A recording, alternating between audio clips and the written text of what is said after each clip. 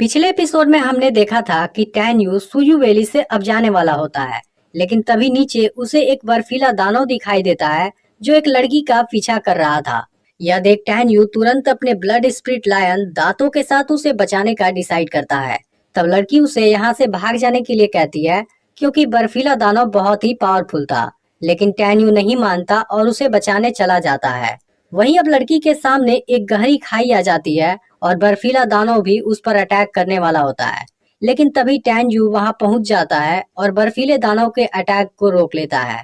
लेकिन tan you ज्यादा समय तक उसे नहीं रोक सकता था, इसलिए वह लड़की को तुरंत वहां से भाग जाने के लिए कहता है, क्योंकि अगर वह यहाँ से नहीं गई तो दोनों मारे जाएंगे।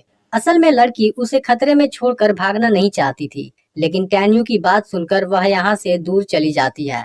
इसके बाद बर्फीला दानव टैन यू पर लगातार अटैक करने लगता है, लेकिन तभी दांतों आकर बर्फीले दानव को रोकने लगता है और टैन यू वहां से बचकर लड़की के पास आ जाता है। अब दांतों बर्फीले दानव को रोकने की अपनी पूरी कोशिश करता है, लेकिन बर्फीला दानव अपने एक अटैक से ही उसे दूर फेंक देता है। यह देख टैन यू तुरंत दांतों के पास जाता है जो इस अटैक में बुरी तरह जख्मी हो गया था। फिर टैन यू कहता है कि तुम्हें कुछ नहीं होगा, मैं तुम्हें ड्रैगन गॉड से भी ज्यादा पावरफुल बनाऊंगा। इसी बीच बर्फीला दानव फिर से इन पर अटैक करने वाला होता है, लेकिन टैन यू लड़की को साथ लेकर वहां से भागने लगता है।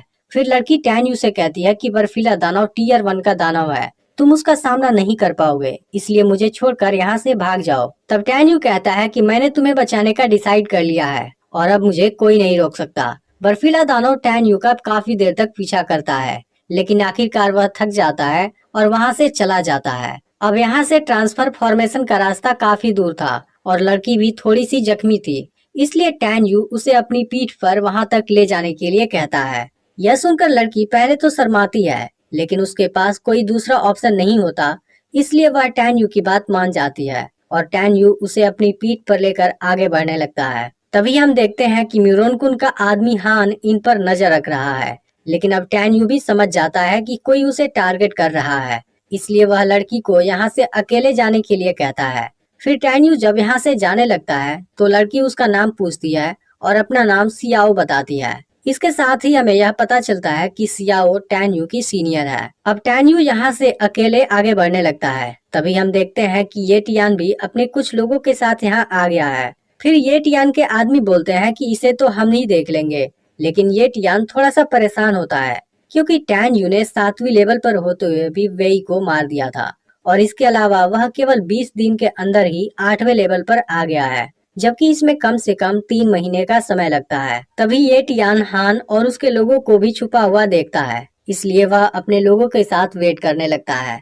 तभी हान अपने लोगों के साथ टैन यू को घेर लेता है। हान की छोटी हाइट को देख टैन यू उसका मजाक उड़ाने लगता है। फिर हान टैन यू से सरेंडर कर देने के लिए कहता है, लेकिन टैन यू हमेशा की तरह इसे भी मना कर देता है, जिस पर हान कहता है कि तुम मेरे सामने केवल एक चींटी के जैसे हो। इसके बाद हान अपने लोगों को उस पर अटैक करने भेजता है, लेकिन tan you God step technique से एक झटके में ही सभी को जख्मी कर देता है। यह देख हान तुरंत वहां से भागने की कोशिश करता है, लेकिन टैन यू उसे पकड़ लेता है। तब हान पॉइजन लगे चाकू से टैन यू पर अटैक करने जाता है, लेकिन टैन यू उसे रोक लेता है। इसके बाद हान कहता है कि तुम मुझे जाने दो, नहीं तो म्यूरोनकुन तुम्हें जिंदा नहीं छोड़ेगा। उसकी यह बात सुनते ही टैन यू उसे उठाकर पटकने लगता है। इसके बाद टैन यू उसी के चाकू से उसे मारने जाता है, जिसे देख हान काफी डर जाता है और अपनी जान की भीख मांगने लगता है, क्योंकि उस चाकू में ऐसा खतरनाक पॉइजन होता है जिसके अटैक से विक्टिम की दर्दनाक तरीके से मौत होती है। लेकिन टैन यू उसकी कोई बात नहीं सुनता और उसे चाकू मार देता है।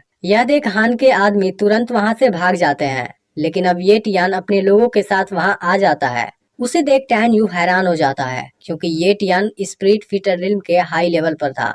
ये टियान कहता है कि तुमने लिंग हो के भाई को मारकर बहुत बड़ी गलती कर दी है, इसलिए अब मरने के लिए तैयार हो जाओ। जिस पर टैन यू भी उसे सामने से चैलेंज कर देता है। इसके बाद ये टियान अपने लोगों के साथ उस पर अटैक करने जाता है, लेकिन तब tan you God I technique का यूज करता है और ये टियान के सभी लोगों को अपने कंट्रोल में कर लेता है। फिर टैन यू ये टियान पर अटैक कर देता है और उसके चेहरे पर कट लगा देता है। अब टैन यू के इस हरकत से ये टियान काफी गुस्सा हो जाता है और अपने ड्रैगन बॉडी में आने के बाद टैन यू पर अटैक करने लगता है।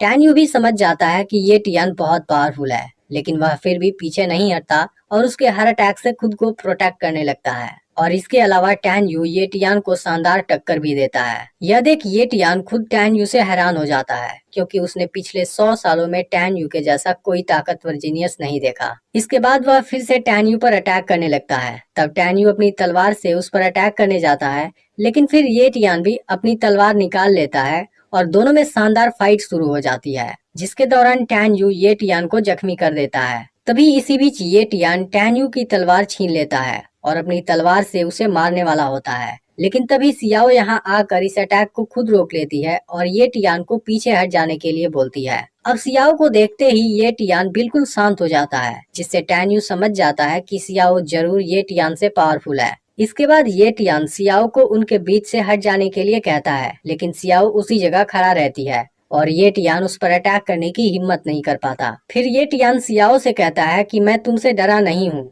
बल्कि लिंग हूँ हमेशा तुम्हारी प्रशंसा करता है, इसलिए मैं तुमसे कोई दुश्मनी नहीं चाहता। इसके बाद सियाओ टैन यू को अपने साथ लेकर वहाँ से जाने लगती है। फिर ये टियान टैन यू से कहता है कि अगली बार सामना होने पर मैं तुम्हें मार दूंगा। ये टियान के इस बात से टैन यू भी गुस्सा हो जाता है और 3 महीने बाद लाइफ एंड डेथ एरिना में डेथ फाइट के लिए चैलेंज कर देता है। तब इस पर ये टियान कहता है कि मुझे पता है तुम इस 3 महीने में 9वीं लेवल पर आ जाओगे, जिसके बाद मैं तुम्हारा सामना नहीं कर पाऊंगा, लेकिन अगर तुम्हारे अंदर हिम्मत है तो इस चैलेंज को 1 महीने बाद करो। यह सुनकर सियाओ टैन यू को इसके लिए मना करती है, लेकिन टैन यू ये टियान के चैलेंज को एक्सेप्ट कर लेता है और बदले में 1 महीने तक लिंग हू से प्रोटेक्शन का प्रॉमिस मांगता है। इसके बाद टैन यू सियाओ के साथ यहाँ से जाने लगता है, जिसके दौरान सियाओ टैन यू के जख्मी हाथ पर अपना कपड़ा बांधती है। अब टैन यू और सियाओ इस वैली के गेट पर होते हैं, जहाँ सियाओ टैन यू से कहती है कि तुम्हें ये टियान को डेथ फाइट के लिए चैलेंज नहीं करना चाहिए था। तब टैन यू कहता है कि चाहे कुछ भी हो जाए, लाइफ एंड डेथ एरिना में मैं ही जीतूंगा। फिर टैन यू सियाओ से उसके रैंक के बारे में पूछता है और अनुमान लगाता है कि उसका रैंक 30 होगा। तब सियाओ कहती है कि 30 रैंक वाला स्टूडेंट भी मेरे सामने कुछ नहीं है।